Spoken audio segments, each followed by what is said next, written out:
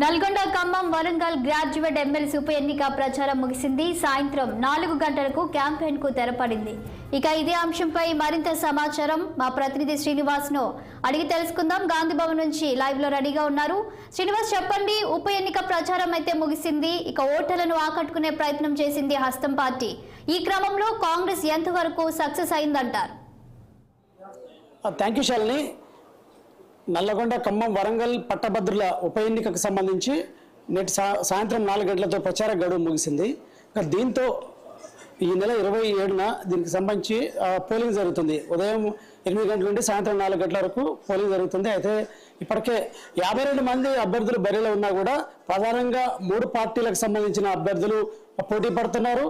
Congress party నుండి Teenmar Mallanna alias చింతపండు నవీన్ కుమార్, అదేవిధంగా బీజేపీ నుండి గుజ్జల ప్రేమేందర్ రెడ్డి, మరొక వైపు బీఆర్ఎస్ నుండి రాకేష్ రెడ్డి, ఈ ముగ్గురు ప్రధానంగా పోటీ పడుతున్న పరిస్థితి. అయితే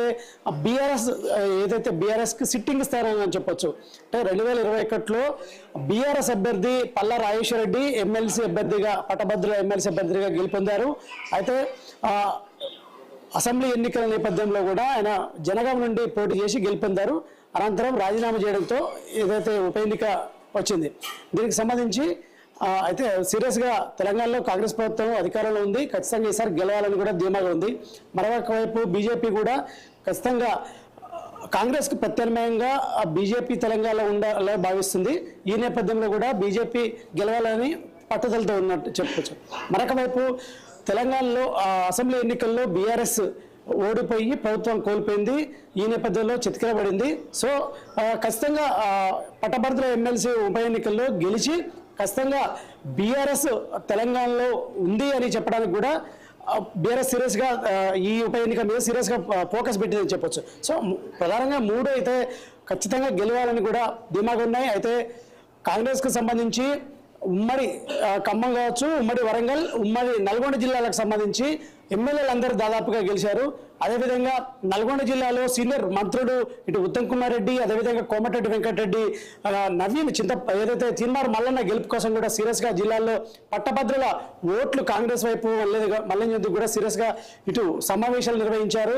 ఇటు ఉత్తమ్ కుమార్ రెడ్డి కూడా అదేవిధంగా హుజూర్నగర్ కావచ్చు, కోదాడ నియోజకవర్గాల్లో కూడా పట్టభద్రుల ఉప ఎన్నికకు సంబంధించి పట్టభద్రుల్ని సమీకరించడంతో పాటు ప్రత్యేకంగా సమావేశాలు ఏర్పాటు చేసి ఖచ్చితంగా కాంగ్రెస్ కోటేయాలని కూడా ఇప్పటికే చెప్పిన పరిస్థితుంది. ఖమ్మం విషయానికి వస్తే కూడా ఖమ్మంలో డిప్యూటీ సీఎం బట్టి విక్రమార్క ఉన్నారు, అదేవిధంగా మంత్రి పొంగులేటి శ్రీనివాసరెడ్డి ఉన్నారు, తుమ్మల నాగేశ్వరరావు మంత్రి ఉన్నారు. సో ఈ ముగ్గురు మంత్రులు కూడా భుజాన వేసుకొని ఖచ్చితంగా ఖమ్మంలో కూడా పట్టభద్రుల ఓట్లు కాంగ్రెస్ వైపు మళ్లించేందుకు కూడా ప్రయత్నం చేశారు. వరంగల్ జిల్లా విషయానికి వస్తే కూడా అక్కడ మంత్రి సీతక్క ఉంది, అదేవిధంగా కొండ సురేఖ ఉంది, అదేవిధంగా ఆ జిల్లాకు సంబంధించిన ఎమ్మెల్యేలందరూ ఈ ఉప ఎన్నిక మీద సీరియస్గా ఫోకస్ పెట్టారు. సో 3 ఉమ్మడి జిల్లాల్లో మొత్తం ఈ ఉమ్మడి జిల్లాలకు సంబంధించి మొత్తం 34 అసెంబ్లీ సెగ్మెంట్లు ఉన్న పరిస్థితి. సో ఈ నేపథ్యంలో కూడా 34 అసెంబ్లీలో మెజార్టీగా కాంగ్రెస్ ఎమ్మెల్యేలు ఉన్న నేపథ్యంలో ఈసారి ఖచ్చితంగా ఈ పట్టభద్రుల ఎమ్మెల్సీ ఉప ఎన్నిక కాంగ్రెస్ గెలవాలని కూడా పట్టుదల ఉంది. ఆ వైపు కూడా కృషి చేస్తున్న పరిస్థితి. సో ఈ నేపథ్యంలో కూడా సీరియస్గా ఫోకస్ పెట్టింది. మరొక వైపు 6 గ్యారంటీల అమలుతో తెలంగాణలో కాంగ్రెస్ ప్రభుత్వం ప్రజల సంక్షేమం కోసం పనిచేస్తుంది. సో ఇప్పటికే 5 హామీలను నెరవేర్చింది, ప్రజలు సంతోషంగా ఉన్నారు. మరొక వైపు అసెంబ్లీ ఎన్నికల్లో పట్టభద్రులు, ఉద్యోగులు, నిరుద్యోగులు మెజార్టీగా కాంగ్రెస్కు ఓటు వేశారు. ఈ నేపథ్యంలో కూడా అధికారం రావడానికి కూడా తెలంగాణలో దోహదపడ్డదని చెప్పేసి కూడా కాంగ్రెస్ భావిస్తుంది. ఖచ్చితంగా కూడా పార్లమెంట్ ఎన్నికల్లో కూడా మెజార్టీ సీట్లు గెలుస్తామని కూడా ధీమాగా ఉన్న నేపథ్యంలో కూడా ఈ పట్టభద్రుల ఉప ఎన్నికకు సంబంధించి కూడా పట్టభద్రులు, ఉద్యోగులు, నిరుద్యోగులు కూడా ఖచ్చితంగా కాంగ్రెస్ వైపే ఉన్నారు, కాంగ్రెస్కే ఓటేస్తారని కూడా ధీమాగా ఉన్నారు. ఈ నేపథ్యంలో కూడా గెలుస్తామని భావిస్తుంది. సో ఈ నేపథ్యంలో కూడా మొత్తంగా ఖచ్చితంగా ఈ 3 ప్రధాన పార్టీలు ఎవరికి వారైతే ధీమాగా ఉన్నారని చెప్పాలి. కానీ పోలింగ్ అదేవిధంగా రిజల్ట్ ఫలితాలు వచ్చాక ఎవరు గెలుస్తున్నారు, ఎవరు పట్టభద్రులు ఎవరి వైపు, ఏ అభ్యర్థి వైపు ఉన్నారు, ఏ అభ్యర్థి పట్టభద్రుల ఎమ్మెల్సీగా గెలుపొందుతారనేది కూడా చూడాల్సిన పరిస్థితి ఉందని చెప్పొచ్చు. Shalini, thank you Srinivas.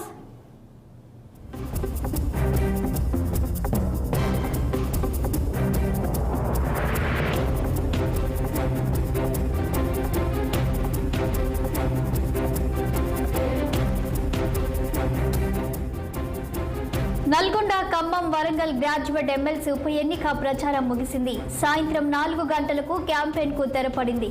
దీంతో మైకులన్నీ మూగబోయాయి. దీంతో ఎమ్మెల్సీ సెగ్మెంట్ పరిధిలోని పలు జిల్లాల్లో ప్రశాంత వాతావరణం కనిపిస్తోంది.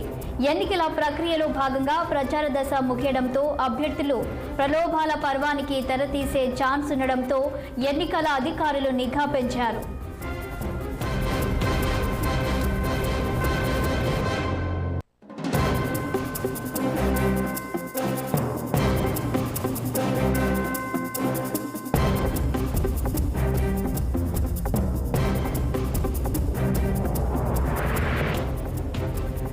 మరోవైపు గడువు ముగిశాక సమావేశాలు బల్క్ ఎస్ఎంఎస్లు పంపడం అనుమతించబోమని రిటర్నింగ్ అధికారి దాసరి హరిచందన తెలిపారు.